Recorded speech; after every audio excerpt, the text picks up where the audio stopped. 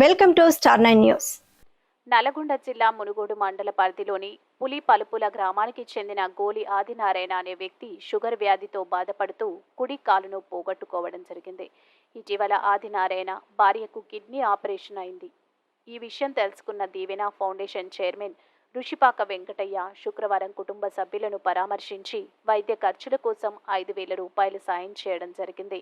ఈ సందర్భంగా ఆదినారాయణ కుటుంబ సభ్యులు దీవెన ఫౌండేషన్ చైర్మన్ వెంకటయ్యకు కృతజ్ఞతలు తెలిపారు.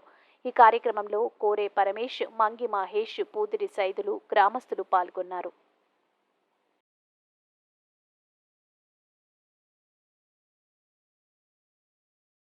నిన్న మొన్న కిడ్నీలకు ఆపరేషన్ అయింది, రాయొచ్చి పరిస్థితి బాగలేనందువల్ల ఆర్థిక సాయం చేయడానికి తెలుసుకొని మా గ్రామానికి వచ్చినారు.